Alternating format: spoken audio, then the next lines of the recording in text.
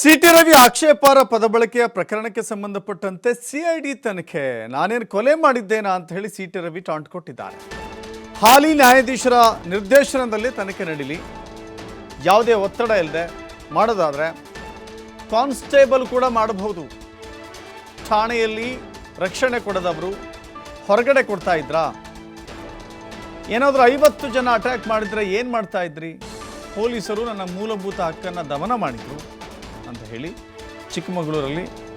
ಚಿಕ್ಕಮಗಳೂರಿನ ನಿವಾಸದಲ್ಲಿ ಸಿಟಿ ರವಿ ಹೇಳಿಕೆ ಕೊಟ್ಟಿದ್ದಾರೆ. ಈಗ ಒಂದಂತೂ ಸ್ಪಷ್ಟ ಇದೆ, ಅವ್ರು ಹೇಳಿದ್ದಾರೆ ನಾನು ಅವನ್ನ ಕೊಲೆಗಡಕ ಅಂತ ಹೇಳಿದೆ ಅಂತ. ಅವ್ರು ಹೇಗೆ ಹೇಳಿದ್ರು ಕೊಲೆಗಡಕ ಅಂತ? ನಾನು ಕೊಲೆ ಮಾಡಿದ್ದೀನಾ? ಯಾರನ್ನು ಕೊಲೆ ಮಾಡಿದ್ದೀನಿ ಹೇಳಬೇಕಲ್ಲ, ಇಂಥವ್ರನ್ನ ಕೊಲೆ ಮಾಡಿದ್ದಾರೆ ಅಂತೇಳಿ. ಅವರು ಕ್ಷಮೆ ಕೇಳಬೇಕು, ಯಾಕೆಂದ್ರೆ ಅವ್ರು ಒಪ್ಕೊಂಡಿದ್ದಾರೆ ನಾನು ಕೊಲೆಗಡಕ ಅಂತ ಹೇಳಿದೆ ಅಂತ.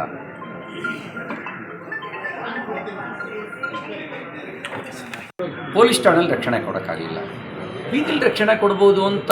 ಅದು ಮಧ್ಯರಾತ್ರಿಯಲ್ಲಿ ಕೇವಲ 6 ಜನ ಪೊಲೀಸರು ನಮ್ಮ ಜೊತೆಗಿದ್ದವರು, 60 ಅಲ್ಲ, ಪೊಲೀಸ್ ವ್ಯಾನ್ ಇರಲಿಲ್ಲ. 6 ಜನ ಇದ್ದ ಕಡೆಗೆ ಯಾರಾದರೂ ಒಂದು 50-60 ಜನ ಬಂದು ಅಟ್ಯಾಕ್ ಮಾಡಿದರೆ 6 ಜನ ಏನು ಮಾಡ್ತಿದ್ರು? ಠಾಣೆಯಲ್ಲೇ ರಕ್ಷಣೆ ಕೊಡೋಕ್ಕಾಗಬೇಕು. ಠಾಣೆ ಎಲ್ಲ ರೀತಿ ಸೆಕ್ಯೂರ್ಡ್. ಮತ್ತು ಖಾನಾಪುರ BJP ಭದ್ರಕೋಟೆ, ಅಲ್ಲಿಯ ಶಾಸಕರು BJP 50,000ಕ್ಕೂ ಹೆಚ್ಚು ಲೀಡ್ನಲ್ಲಿ ಗೆದ್ದಿದ್ದಾರೆ. ಸಾವಿರಾರು ಜನ ಠಾಣೆ ಹೊರಗಡೆ ಸೇರಿದ್ರು, ಎಲ್ಲರೂ BJP ಬೆಂಬಲಿಗರು. ನಮ್ಮ ವಿರೋಧ ಪಕ್ಷದ ನಾಯಕರುಗಳು ಇಬ್ಬರೂ ಇದ್ದರು. ಅವ್ರನ್ನೆಲ್ಲರೂ ಪ್ರತ್ಯೇಕಗೊಳಿಸಿದ ಕೆಲಸ ಯಾಕೆ ಮಾಡಿದ್ರು?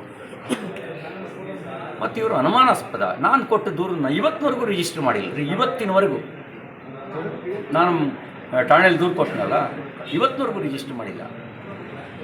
ನಿನ್ನೆ ನಮ್ಮ ವಕೀಲರು ಭೇಟಿ ಮಾಡಿದ್ರೆ 15 ದಿನದವರೆಗೂ ಟೈಮ್ ಇದೆ, ನೋಡೋಣ ತಗೊಳ್ಳಿ ಅಂತ ಹೇಳಿದ್ದಾರೆ. ಅಲ್ಲಿಗೆ ಪಾರದರ್ಶಕವಾಗಿದ್ದಾರೆ, ಪ್ರಾಮಾಣಿಕವಾಗಿದ್ದಾರೆ ಇವರು. ಈಗ ಒಂದಂತೂ